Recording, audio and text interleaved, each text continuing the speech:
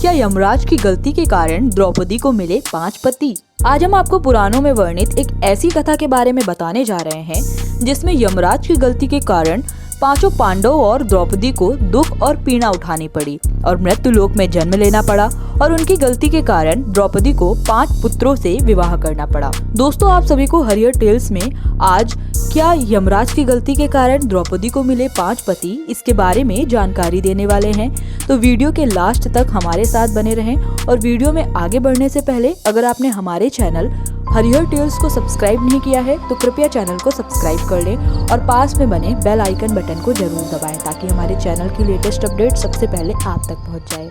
पौराणिक काल में मृत्युदेव कहे जाने वाले यमराज नैमिषारण्य में देवों का एक महान यज्ञ कर रहे थे जिसमें वह पशुओं का प्राण लेते थे, उनके अन्य किसी और का प्राण नहीं लेते थे, जिसकी वजह से मनुष्य अमर होने लगे थे और लोगों की संख्या दिनों दिन बढ़ने लगी, जिससे सभी देवताओं को चिंता सताने लगी कि पृथ्वी देवी हम लोगों की तरह देवता श्रेणी में आती है और मनुष्य की संख्या बढ़ने के कारण उन पर दिनों दिन भार बढ़ता जा रहा है। ऐसी परिस्थिति में देवता सोचने लगे कि ऐसा क्या किया जाए कि यह समस्या का हल हो पाए। इन्हीं सवालों का जवाब लेकर इंद्रदेव अन्य सभी देवताओं के साथ ब्रह्मा देव के पास पहुँचे। उन्होंने ब्रह्मा से कहा कि आपको तो पता ही है कि यमराज ने मनुष्य के प्राण लेने बंद कर दिए हैं और ऐसे में हम देवताओं के लिए परेशानी बढ़ती जा रही है और हमारी इस परेशानी को आप ही दूर कर सकते हैं। ब्रह्मा देव ने देवराज इंद्र से कहा कि आप लोगों के पास सारी सुविधाएं हैं और आपको मृत्यु का भी भय नहीं है, फिर भी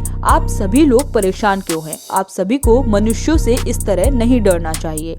फिर देवराज इंद्र ने बोला कि मनुष्य की आजकल मृत्यु नहीं हो रही, जिसकी वजह से वे सभी अमर होते जा रहे हैं। जिसके बाद ब्रह्मा जी ने बोला कि यमराज इस वक्त नैमिषारण्य में एक महान यज्ञ कर रहे हैं, जिसकी वजह से वह अभी व्यस्त हैं और मनुष्यों की मृत्यु नहीं हो पा रही है, लेकिन जब उनका महायज्ञ संपन्न हो जाएगा वह फिर से अपने काम में लग जाएंगे।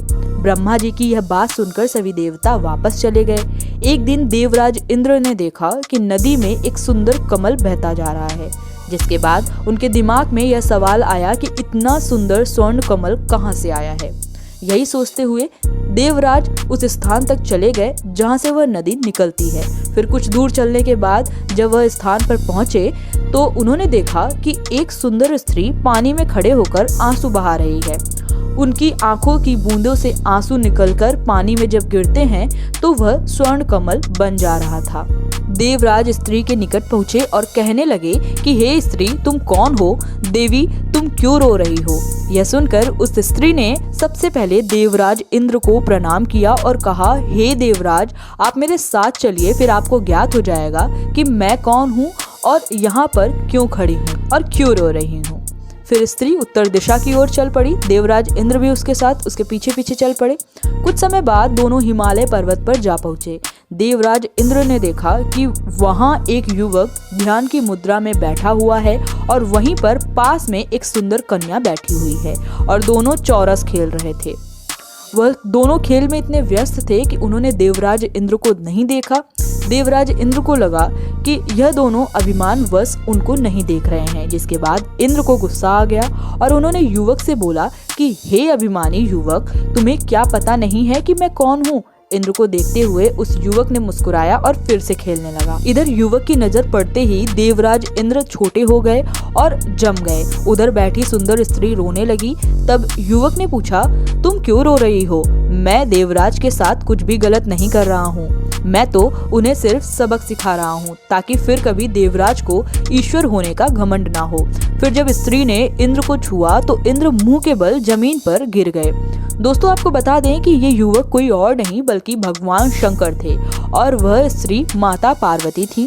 फिर कुछ देर बाद जब इंद्र उठकर खड़े हुए तब युवक रूपधारी शिव शंकर ने बोला कि देवराज, आज के बाद कभी अभिमान मत करना क्योंकि तुम्हारे शरीर में जो शक्ति है वह तुम्हारी नहीं है और अगर तुम्हें मेरी इस बात पर यकीन नहीं है तो सामने पड़े पत्थर को हटाकर देख लो, क्योंकि वहाँ पर तुम्हारे समान और भी कई इंद्र हैं। शिव शंकर की यह बात सुनकर इंद्र ने वह पत्थर हटा दिया और देखा कि सचमुच वहाँ पर और भी कई इंद्र जमे हुए थे। फिर इंद्र ने सोचा कि क्या मेरी दशा इंसानों की तरह ही होने वाली है?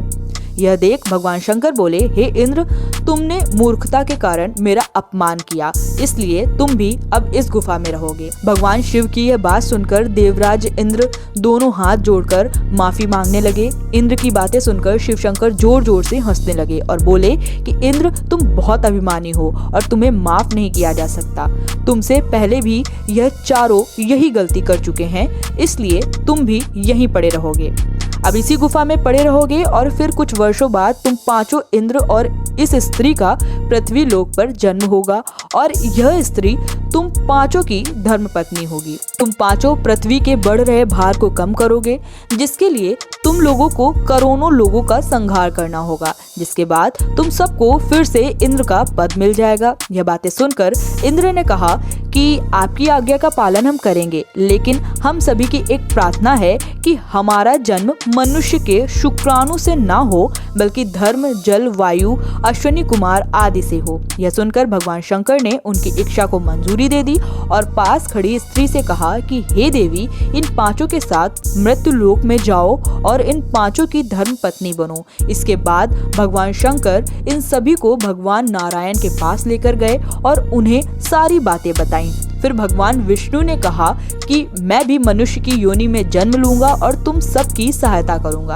फिर यह पांचों युधिष्ठिर, अर्जुन, भीम, नकुल, सहदेव रूप में पृथ्वी पर जन्म लिए और वह स्त्री द्रौपदी के रूप में अग्नि से उत्पन्न हुई और इसलिए माना जाता है कि द्रौपदी के 5 पति हुए। तो दोस्तों, आप सभी जरूर बताइएगा कि यमराज और पांडवों से जुड़ी इस विशेष जानकारी का वीडियो देखकर आपको कैसा लगा। कमेंट बॉक्स में अपना फीडबैक जरूर सेंड करिए। धन्यवाद।